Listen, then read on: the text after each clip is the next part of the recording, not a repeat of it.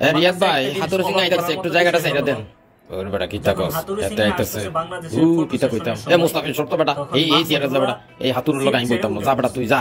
আরে ভাই কি তাকাল একটা জিনিস অবাক করার মতো হাতুর স্যার আপনি বসেন এখানে ছবি তোলা হবে। বাংলাদেশের ফটো শালা রিয়াদের সাথে বইতে চাইছিল এতে চলে গেল, সিট ছেড়ে উঠে পড়ছে। এতে চাইছিল মাহমুদুল্লাহর সাথে ছবি তোলার জন্য, একসাথে বসে ফটো সেশন করার জন্য, কিন্তু মাহমুদুল্লাহ সেই সুযোগটা হাতুড়ি সিংহকে দেয় নাই। মানে তাদের মাঝে কতটা দূরত্ব, মাহমুদুল্লাহ আর হাতুড়ি সিং এর মাঝে যে কতটা দূরত্ব, মানে এইটা এই ফটো সেশনের মধ্যে বোঝা গেল।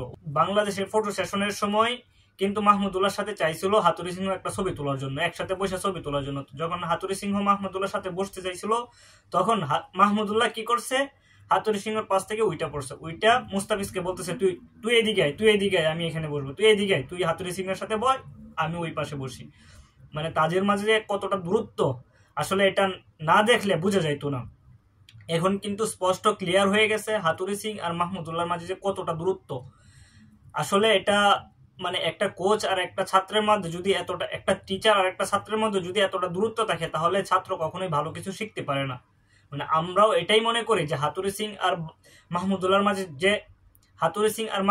মাঝে যে এতটা দূরত্ব, আসলে হাতুড়ি সিং মাহমুদুল্লাহকে কি শিখাবে, এটা হচ্ছে আমার আপনাদের কাছে প্রশ্ন। হাতুড়ি সিং মাহমুদুল্লাহকে কিন্তু শিখানোর মতো কোনো কিছুই নাই, কারণ তারা একে অপরের সাথে কথা বলে না, তারা একে অপরের সাথে দূরত্ব মেনটেন করে চলে। যারা হাতুড়ি সিংকে এই দিকে দেখলে মাহমুদুল্লাহ যায় ওই দিকে, কারণ এটাই কিন্তু এই ভিডিওতে ঘটছে যে ফটো সেশনের সময় মাহমুদুল্লাহর পাশে বসতে চাইছিল হাতুড়ি সিং, বাংলাদেশের প্রধান কোচ শ্রীলঙ্কার হাতুড়ি সিং, টাকলা হাতুড়ি সিং, তিনি কিন্তু মাহমুদুল্লাহর পাশে বসতে চাইছিল, কিন্তু মাহমুদুল্লাহ কিন্তু সেই সুযোগটা দেয় নাই। কারণ মাহমুদুল্লাহর কিন্তু এখন সুদিন চলতেছে, আর মাহমুদুল্লাহ যে এখন বাংলাদেশ জাতীয় টিমে আছে, এটা শুধু একমাত্রই তার কৃতিত্ব, তার পরিশ্রমের ফল। কঠোর পরিশ্রম করার কারণেই আজকে জাতীয় দলে মাহমুদুল্লাহ এখন পর্যন্ত টিকে আছে, লড়াই করে যাইতেছে। 38 বছর বয়সে, 40 বছর বয়সে মাহমুদুল্লাহর মতো প্লেয়ার যদি জাতীয় টিমে সুযোগ পায়, জাতীয় টিমে ভালো খেলার কারণেই কিন্তু মাহমুদুল্লাহ আজকে জাতীয় টিমে আছে। মাহমুদুল্লাহকে কিন্তু ওডিআই ওয়ার্ল্ড কাপের সময় কিন্তু বাদ দিয়ে দিছিল হাতুড়ি সিংহ।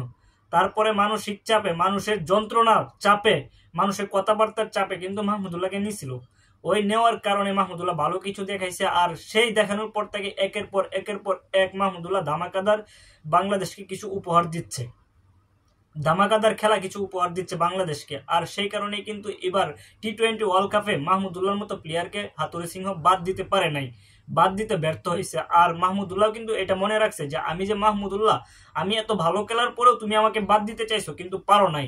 আমি কেন তোমার সাথে ছবি তুলবো? আমার তো তোমার সাথে ছবি তোলার কোনো প্রশ্নই আসে না, কারণ তোমাকে আমি টিচার বলে সম্মান করি না, তোমাকে আমি টিচার বলে মান্য করি না, কারণ করার প্রশ্নও তো আসে না। কারণ তুমি আমাকে, আমি এত ভালো খেলার পরেও তুমি আমাকে জাতীয় টিম থেকে বাদ দিছো, ন্যাশনাল টিম থেকে বাদ দিছো। আমি এতদিন পরে নিজের পরিশ্রমে, নিজের মেধায়, নিজের এত কঠোর পরিশ্রমের কারণে আমি আজকে জাতীয় টিমে আসছি, আর কেন এখন আমার সুদিনের সময় তোমরা আমার পাশে এইসব বসে ছবি তুলতে হবে? আমি সেই সুযোগটা দিব না। সেই কারণেই কিন্তু মাহমুদুল্লাহ তার সিট চাইরে আইসা মুস্তাফিজকে বলছে তুই এই পাশে যা, আমি এই পাশে বসে ছবি তুলবো। এটাই কিন্তু ঘটছে।